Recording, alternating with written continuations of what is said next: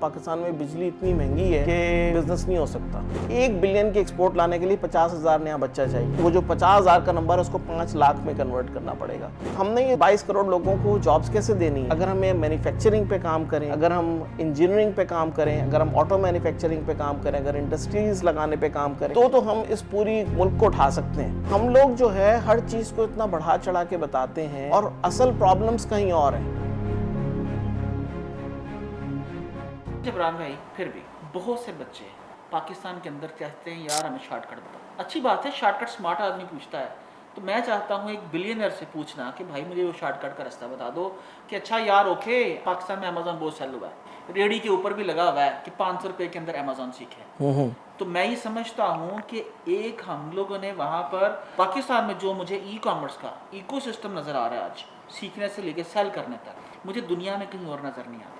आप इससे एग्री करते हैं? पाकिस्तान में एक बड़ी वर्कफोर्स है जो वर्चुअल असिस्टेंट्स की शक्ल में मौजूद है और जो एक दुनिया की बड़ी वर्कफोर्स का हिस्सा है।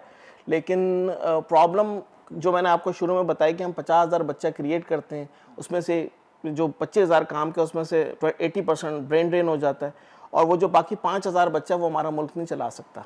अगर वो 5,000 बच्चा मिसाल के तौर पे जो हमारी IT कंपनीज है वो ले लें या बाकी चले उनको 5-10 हज़ार जो और एवरेज बच्चा है वो भी ले लें, तो हम उसमें से ना तो हमारी बड़ी एंटरप्राइजेस चल सकती हैं ना लार्ज कंपनीज चल सकती हैं। तो प्रॉब्लम फंडामेंटल हमें पीछे जाके फिक्स करना पड़ेगा, क्वालिटी को इम्प्रूव पीछे से करना पड़ेगा, ठीक है, और हमें उस वो जो 50,000 का नंबर है उसको 5 लाख में कन्वर्ट करना पड़ेगा, तो जाके वो हम इनफ क्रिएट करेंगे। दूसरा ये है कि आप अगर 5,000 IT के बच्चे क्रिएट भी कर लेंगे तो वो 5,000 के बच्चे 100 मिलियन के एक्सपोर्ट लाएंगे हर साल, नहीं, जिससे हमें कोई इतना फर्क नहीं पड़ सकता।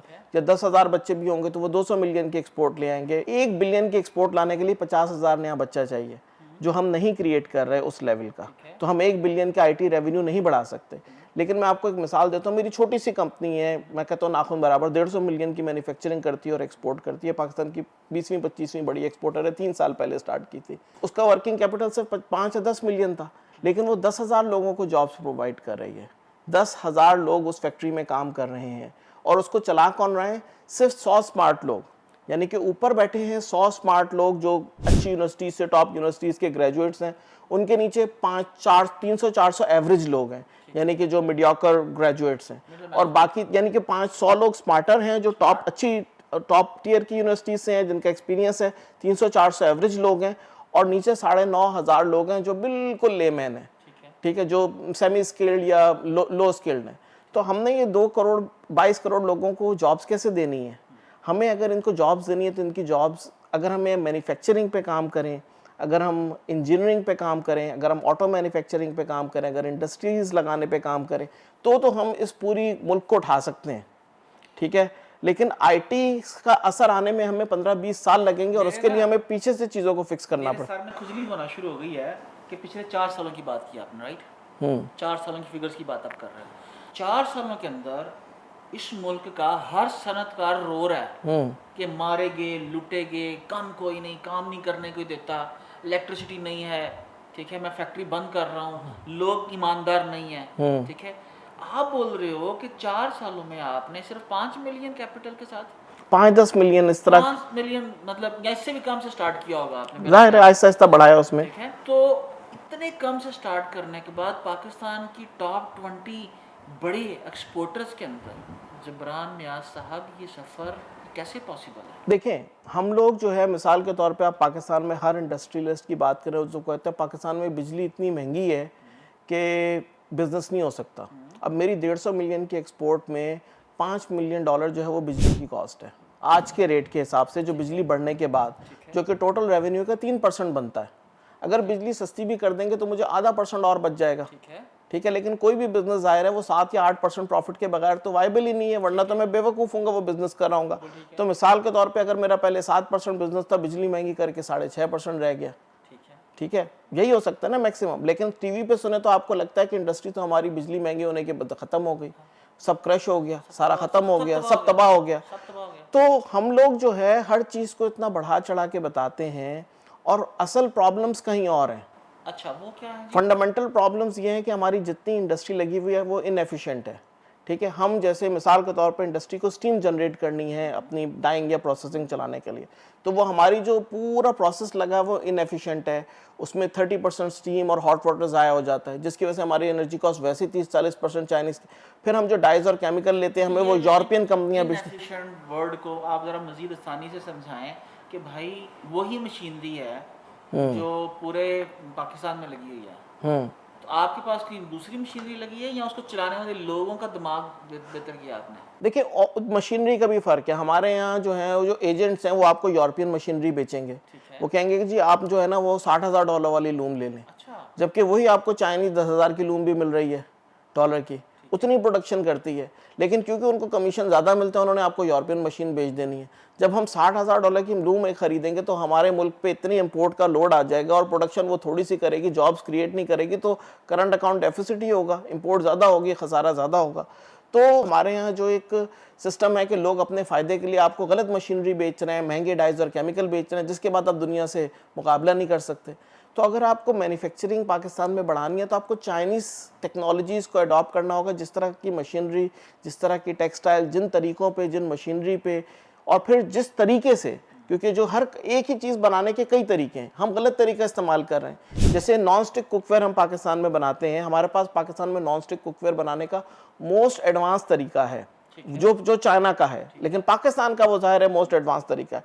अब उसकी वजह से हम उसी कॉस्ट में बना सकते हैं जिस कॉस्ट में चाइना बनाता है, तो हम एक्सपोर्ट कर सकते हैं, वरना पाकिस्तान में आज तक नॉन स्टिक कुकवेयर किसी ने एक्सपोर्ट ही नहीं किया हमसे पहले। इसी तरह हम वेलवेट हैंगर्स बनाते हैं, प्लास्टिक प्रोडक्ट्स बनाते हैं जो पाकिस्तान से कभी एक्सपोर्ट ही नहीं हुई, क्योंकि लोगों को लगता था कि ये पाकिस्तान में महंगी पड़ेंगी, क्योंकि हम पाकिस्तानी तरीकों से वो काम करना चाहते हैं। चाइना वो काम 30 साल से कर रहा है, उसने करते करते उसमें जिद्दत लाते लाते लाते 30 साल में सीखते सीखते सीखते उसमें वो तरीके सीख लिए हैं कि जो हमें पता ही नहीं है। हम चाहते हैं, हम एक दूसरे से सीखते हैं और गलत तरीके से अपनी इंडस्ट्री लगा लेते हैं, उसके प्रोसेसेस ही गलत होते हैं, तो फिर हमारी प्रोडक्शन कॉस्ट ज़्यादा आती है। फिर हम गवर्नमेंट के हाथ पर जोड़ते हैं, बिजली सस्ती करो, टैक्स कम करो, ये करो वो करो, और जो फंडामेंटल प्रॉब्लम्स है वो हमें पता ही नहीं होते। तो अकल की कमी होने की वजह से, बेवकूफ़ियाँ करने की वजह से हमारी इंडस्ट्री जो है वो नहीं चलती, वरना हमारी लैंड इंडिया, चाइना, बांग्लादेश से 5 गुना सस्ती है। कंस्ट्रक्शन कॉस्ट हमारी चाइना से आधी है, आधी है। लेबर कॉस्ट हमारी चाइना से 7 गुना कम है, 7 टाइम्स लेबर कॉस्ट। कोई भी प्रोडक्ट जो है वो नहीं बन सकती जब तक उसमें 25 से 30% लेबर। 70 का यानी पाकिस्तान के अंदर आप कह रहे हैं कि हमारे $70 पाकिस्तान के अंदर मजदूर की तनख्वाह है और चाइना में 700 है। बिल्कुल ऐसे ही है, और उसके बावजूद भी हम लोग उन्हें कम्पीट नहीं कर पा रहे। अच्छा, आप कोई भी प्रोडक्ट बनती है उसमें 25 से 30% तो लेबर की कॉस्ट है, कोई भी प्रोडक्ट इंडस्ट्री की बना लें, तो अगर उनकी हमसे 7 गुना ज्यादा लेबर महंगी है तो हम तो वैसे ही 15-20% के कंपैरेटिव एज पे बैठे हुए, हम तो 2% 3% बिजली को कैसे रो रहे हैं, आधा % का फर्क। इसका मतलब तो ये है कि बदगुमानी और मायूसी ज्यादा है असल मसाइल की बजाय। बिल्कुल, यानी आप जी पाकिस्तान का टॉप 20 बड़े एक्सपोर्टर्स में से एक हैं और वो ये कह रहे हैं कि मायूसी जो है, बदगुमानी जो है, उसकी वजह से हम लोग तरक्की नहीं कर पा रहे, बिजली इशू नहीं है। अब आपने ये कहा, मुझे जब में 1, 2 और 3 स्टेप बता दें कि जो यंगस्टर्स हैं, जो करंट फैक्ट्री होल्डर्स हैं, यार वो क्या करें 1, 2 और 3 इस चीज़ को रिजॉल्व करने के लिए। देखें, हर किसी का जो होता है ना, devil is in the details कहते हैं, तो हर किसी के मसाइल डिफरेंट है, ठीक है। तो मैं मिसाल के तौर पे पाकिस्तान की जितनी इंडस्ट्री है जो मिसाल के तौर पे नेचुरल गैस पे डिपेंडेंट है, ठीक है, वही इंडस्ट्री जो है वो कोल पे या पैलेट्स पे कन्वर्ट हो सकती है। अगर कोल जो है वो एनवायरनमेंट फ्रेंडली नहीं है तो आप पैलेट यूज़ कर सकते हैं जो एनवायरनमेंट फ्रेंडली है, लेकिन उससे जो आप स्टीम बनाते हैं या जो दूसरे काम करते हैं, आपकी इंडस्ट्री चलती है, उसकी कॉस्ट आधी से भी कम है, ठीक है, और उसमें इंपोर्टेड एनर्जी भी नहीं यूज़ होती। मैं एक प्रोजेक्ट कर रहा हूँ पैलेट, उसमें मैंने वर्किंग की कि अगर हम एग्रीकल्चर वेस्ट से पैलेट्स बनाएं और उन पैलेट्स को बना के हम नेचुरल गैस की जगह हीटिंग के लिए यूज़ करें तो हम साल में $7 बिलियन की इंपोर्ट कम कर सकते हैं। ये सारा काम अगर हमने 10 साल पहले किया होता तो हमारा फॉरेन लोन ज़ीरो होता, आज मुल्क का लोन ज़ीरो होता अगर हमने 10 साल पहले किया होता। और मैं मतलब मिनिस्ट्रीज़ के साथ मिलकर इस पर तकरीबन 6 महीने से ऑलरेडी काफ़ी वर्किंग भी कर रहे हैं। हमने 2 प्लांट भी लगाए हैं जिससे हम अपनी ज़रूरत का एग्रीकल्चर वेस्ट यूज़ करके पैलेट्स बना रहे हैं, जिसको हम नेचुरल गैस का अल्टरनेट यूज़ करें, और हमारी 5 करोड़ का गैस का बिल कम होकर 1.5 करोड़ रह गया। ये सारी इंडस्ट्री कर सकती है, सीमेंट की इंडस्ट्री कर सकती है, हमारी ऑयल की इंडस्ट्री कर सकती है, हमारी स्टील की इंडस्ट्री कर सकती है, हमारी टेक्सटाइल की इंडस्ट्री कर सकती है। और यहाँ $7 बिलियन की बात हो रही है और कॉस्ट आधी होने की बात हो रही है इंपोर्ट की, और उसके लिए हमें कुछ भी नहीं करना, सिर्फ सीखना है कि पैलेट कैसे बनते हैं उस पर। और जो लोग नहीं जाना चाहते कोल, क्योंकि पैलेट भी यूज़ कर सकते हैं, कोल भी यूज़ कर सकते हैं, दोनों सस्ते हैं। और लोकल कोल लोगों को इस्तेमाल करना नहीं आता, वो भी सस्ता है। लेकिन कोल का प्रॉब्लम ये है कि उसके कार्बन एमिशंस होते हैं, लेकिन पैलेट्स के नहीं होते। मैं हमारा जो नेबर है उसकी तरक्की की हम मिसालें देते नहीं थकते। इंडिया 70% प्लस अपनी पूरी इलेक्ट्रिसिटी जो है वो कोयले से बनाता है।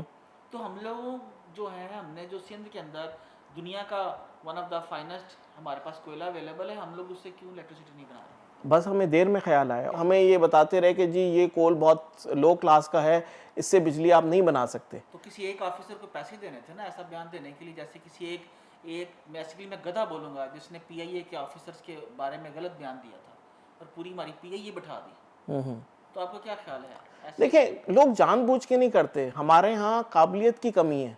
अच्छा, हमारा आपने पूरी उनको किसी ने कान में आके बताया और उन्होंने आके असेंबली के फ्लोर के हाँ, अगर किसी ने कहा कि जो थर्कोल है इससे बिजली नहीं बन सकती, तो उनको बताना चाहिए था कि भाई चाइना में तो इसी क्वालिटी के कोयले से बन रही है, इंडिया में इसी क्वालिटी के कोयले से। उसका जवाब नहीं था किसी के पास, क्योंकि हमारे पास इल्म नहीं था, नॉलेज नहीं थी। तो हम इल्म और नॉलेज से दूर होने की वजह से दुनिया से पीछे रह गए। और इल्म और नॉलेज ही हमें दुनिया के बराबर लेके जा सकता है, जिस पे हमें काम करने की ज़रूरत है। तो इल्म और नॉलेज जो है, ये जबरान न्याज से कहना है कि हमें दुनिया के बराबर लेके जा सकता है। और मैं समझता हूँ कि आज का जो जदीद तरीन इल्म का, नॉलेज का ज़रिया है वो यूट्यूब